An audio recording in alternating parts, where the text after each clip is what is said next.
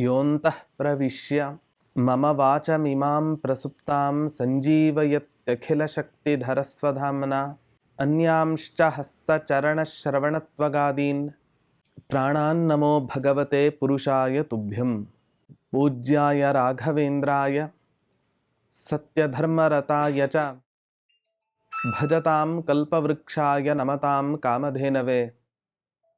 ದುರ್ವಾದಿಧ್ವಾಂತರವಯೇ ವೈಷ್ಣವೇಂದೀವರೇಂದವೇ ಶ್ರೀರಾಘವೇಂದ್ರ ಗುರವೇ ನಮೋ ಅತ್ಯಂತ ದಯಾಲವೇ.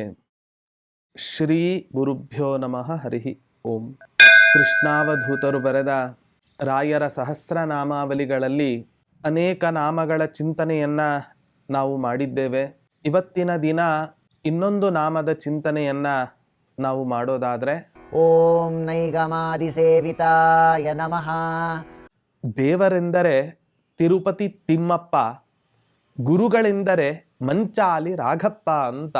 ಈ ದೈವ, ಈ ಗುರು ಅರ್ಥಾತ್ ತಿರುಮಲ ಕ್ಷೇತ್ರದಲ್ಲಿ ಸನ್ನಿಹಿತನಾಗಿ, ಭೂವೈಕುಂಠ ಎನಿಸಿದ ಆ ತಿರುಮಲ ಕ್ಷೇತ್ರದಲ್ಲಿ ಸನ್ನಿಹಿತನಾಗಿ ಇವತ್ತಿಗೂ ಕೂಡ ಬೇಡಿದ ಭಕ್ತರ ಎಲ್ಲ ಇಷ್ಟಾರ್ಥಗಳನ್ನು ಕೂಡ ಪೂರೈಸ್ತಕ್ಕಂತಹ ಒಂದು ದೈವ ಭೂಮಿಯಲ್ಲಿ ಇದೆ ಅಂತ ಹೇಳಿದ್ರೆ ಅದು ತಿರುಪತಿ ಕ್ಷೇತ್ರ, ತಿರುಮಲ ಕ್ಷೇತ್ರದಲ್ಲಿ ಸನ್ನಿಹಿತನಾಗಿರತಕ್ಕಂತಹ ಶ್ರೀನಿವಾಸ ದೇವ.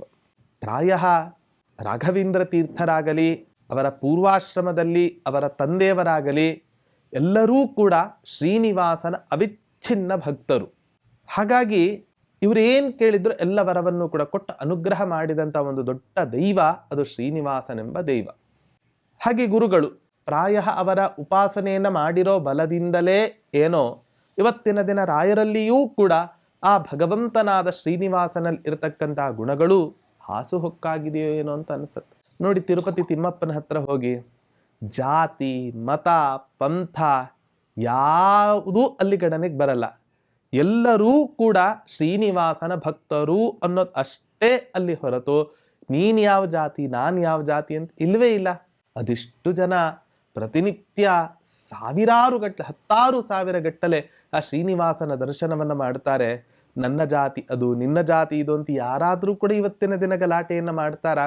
ಹಾಗಾದರೆ ಜಾತಿ, ಮತ, ಪಂಥ ಈ ಎಲ್ಲ ಕಟ್ಟಳೆಗಳನ್ನೂ ಕೂಡ ಮೀರಿ ಇವತ್ತಿನ ದಿನ ಇಡೀ ಪ್ರಪಂಚದಲ್ಲಿ ಆರಾಧ್ಯವಾಗಿರತಕ್ಕಂಥ ದೈವ ಅಂತ ಹೇಳಿದ್ರೆ ಅದು ಶ್ರೀನಿವಾಸ ದೇವ. ಇಡೀ ಪ್ರಪಂಚದಲ್ಲಿ ಈ ರೀತಿಯಾಗಿ ಕಟ್ಟಳೆಗಳನ್ನು ಮೀರಿದ ಆರಾಧ್ಯ ಗುರುಗಳು ಅಂತ ಹೇಳಿದ್ರೆ ಅದು ರಾಘವೇಂದ್ರ ಸ್ವಾಮಿಗಳು ಮಾತ್ರ.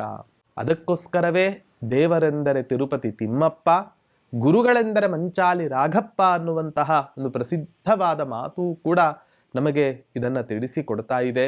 ಹಾಗಾಗಿ ಇಂಥ ರಾಘವೇಂದ್ರ ಸ್ವಾಮಿಗಳನ್ನು ವಸ್ತುತಃ ಬ್ರಾಹ್ಮಣ ವರ್ಣದಲ್ಲಿ ಹುಟ್ಟಿದರೂ ಕೂಡ ಬ್ರಾಹ್ಮಣರಿಗಿಂತಲೂ ಕೂಡ ಇತರೆ ಭಕ್ತರೇ ಇವತ್ತಿನ ದಿನ ರಾಯರನ್ನು ಅತ್ಯಂತ ಭಕ್ತಿ ಭಾವದಿಂದ ಆರಾಧಿಸ್ತಾರೆ. ರಾಯರ ಅನೇಕ ಸೇವೆಗಳನ್ನು ಮಾಡಿ ಅವರಿಂದ ಫಲವನ್ನು ಸ್ವೀಕಾರ ಮಾಡಿಕೊಂಡು ಒಂದು ತೃಪ್ತಿಯ, ಆತ್ಮತೃಪ್ತಿಯ ಒಂದು ಭಾವನೆಯನ್ನು ತಾಳಿ ಇವತ್ತಿನ ದಿನ ಪ್ರತಿಯೊಬ್ಬರೂ ಕೂಡ ತಮ್ಮ ಮನೆಗೆ ಹೋಗೋದನ್ನು ನಾವು ನೋಡ್ತೇವೆ. ನೈಗಮಾಬ್ದೀಹಿ ಅನ್ನೋ ಶಬ್ದಕ್ಕೆ ಅರ್ಥ ವೈಶ್ಯರು, ಕ್ಷತ್ರಿಯರು, ಶೂದ್ರರು, ಬ್ರಾಹ್ಮಣರು, ಪ್ರತಿಯೊಂದು ವರ್ಣದವರೂ ಕೂಡ ಇವತ್ತಿನ ದಿನ ರಾಯರ ಹತ್ರ ಬರ್ತಾರೆ, ಪ್ರಾರ್ಥನೆಗಳನ್ನು ಸಲ್ಲಿಸ್ತಾರೆ, ಎಲ್ಲ ಇಷ್ಟಾರ್ಥಗಳನ್ನು ಕೂಡ ಪೂರೈಸ್ಕೋತಾರೆ, ಮತ್ತು ಪುನಃ ವಾಪಸ್ ಹೋಗ್ತಾರೆ. ರಾಯರಿಗೆ ಬೇಸರ ಇಲ್ಲಂತೆ. ಅವರಿಗೆ ಇಷ್ಟಾರ್ಥ ಈಡೇರಿದ ಮೇಲೆ ನನ್ನನ್ನು ಮರೆತು ಬಿಡ್ತಾರೆ ಅಂತ ಕೆಲವರಿಗೆಲ್ಲ ನಮ್ಮಂಥ ರಾಗದ್ವೇಷಾದಿಗಳಿಂದ ಕೂಡಿದಂಥ ವ್ಯಕ್ತಿಗಳಿಗೆ ಇದ್ದರೂ ಕೂಡ ರಾಯರಂಥ ಮಹಾಜ್ಞಾನಿಗಳಿಗೆ ಆ ಗುಣ ಬರ್ಲಿಕ್ಕೆ ಸಾಧ್ಯವೇ ಇಲ್ಲ.